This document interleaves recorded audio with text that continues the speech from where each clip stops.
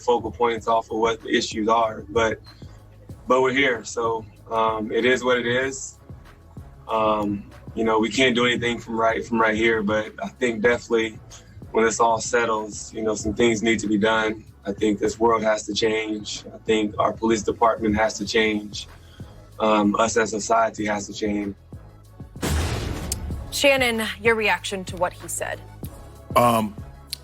Skip, George, first, you wouldn't think that Wisconsin and maybe Milwaukee would have the issues that they have with the black and the police, but Milwaukee's have a very troubled past. Very, very, very troubled. I know that. yeah, we know that. But I think sometimes... By the way, George Floyd was murdered in... Minnesota. Thank you.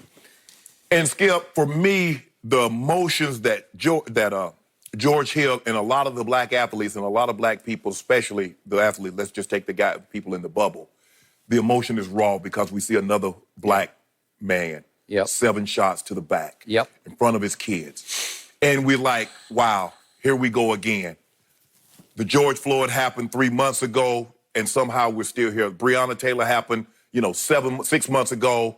Aubrey happened in Brunswick in February, and it's still happening. Unfortunately, George Hill, it's hard for me to see a scenario or believe that had you not gone to the bubble, this would not have happened. Because there's a system in place, and there's the operating procedure that the police have been able to operate for hundreds of years with impunity. They don't have a problem. They're going to go, the Supreme Court says, hey, if you have a threat, be it real or perceived, it is okay for you to use deadly force. So, Skip, I felt that he was going for something. I felt that my life was in danger. I felt I was at risk. I have the right to use deadly force. They do not, and people are like, well, why don't they shoot? Because they're not taught to shoot to injure. They're shot to shoot center mass, shoot to kill. And that's what they do. And until first of all, the one thing we're gonna have to put politicians in that want to, you gotta break the stranglehold that the police union have. They're far, far too powerful. Skip, I should not be, first of all, you should not be able to do something and then you get 48 hours, you get 72 hours before the police can interview you. And then I got to give you all the information, all the evidence I have against you. They don't do that in the regular court. They don't do that to a regular criminal. They do not.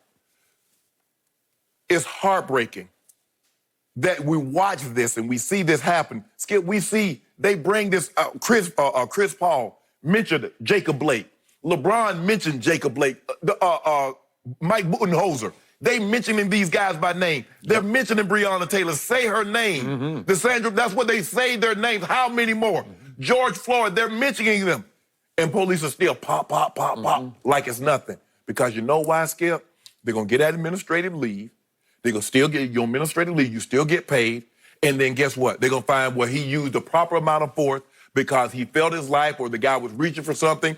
And then what they do is that they paint the guy. And everybody that is okay with police officers killing unarmed men, they're going to go back. Well, you remember back in 10th grade, he shoplifted. And now what you do, you sully up the victim. Like at that point in time, the officer knew that this guy had a prior history or he had done something.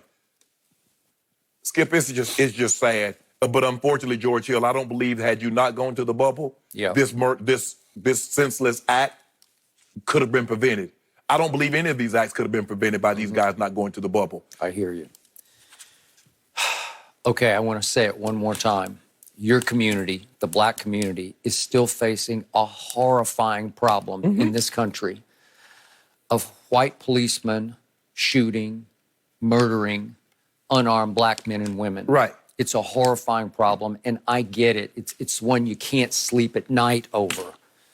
Can I go out? Can I drive my car? Am I going to get shot in the back? Right.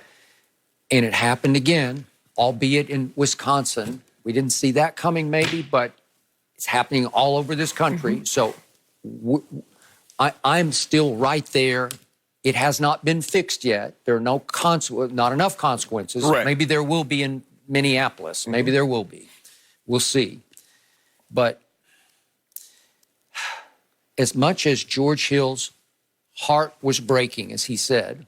And as much respect as I have for him, because he's a good man, he's been a solid citizen and a tough guy and a competitor, and all that is, I give him high marks in every category, sort of on and off the court. This hit me out of left field. Like, George, what are you saying? Because he did choose to go to the bubble, and then he dismisses the bubble as we shouldn't have come to this damn place. This damn place. Okay, now think about the impact of this. In this damn place, Commissioner Silver and everybody else involved, from LeBron and CP3 on down, have managed to avoid one positive virus test that I know of. Right. That's a spectacular achievement this late into the bubble. Right. Not one positive test. I'm going to knock on wood for them. It is working. I'm not saying it has worked, but it is working. Correct. So George Hill, as a veteran, as a 34-year-old, should respect that, because he chose to be part of this team. Right. And he didn't just choose to be part of the Trailblazers or the Nets. He chose to be part of the team with the best record in all of basketball. Right. The one that is favored in most betting houses by most odds makers to win this year's championship.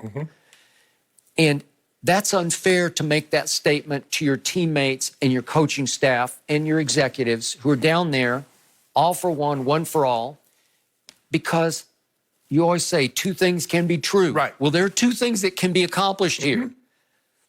You can make all kinds of statements for racial and social justice while you're in the bubble. Yes. In fact, the stage you're provided in the bubble, and the irony of him making that comment, he's being interviewed by the mass media. Right. Some of them are distant, it's virtual, but George Hill last night was potentially speaking to millions of people when he spoke that. Correct. So it just hit me wrong, because it's not fair to the team to make that statement when, to your point, again, I would have been all for George Hill opting out. Right. Avery Bradley opted out, others out, just opted out. Just didn't want to go for whatever reason, but it seemed like Avery's was racial justice issue. Good for you. I'm all for it. I think he has a son. I think he has a son. He had another issue. He did. Yeah. I got it. There are those different reasons, personal, otherwise. But if your reason to opt out was to continue to campaign and sort of strike while that iron was at its hottest right now for racial justice, I'm great with that.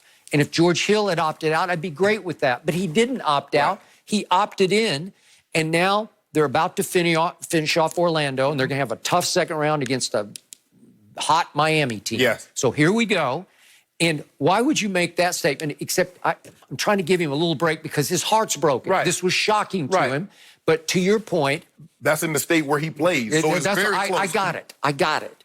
But what could he have done at home if he had opted out?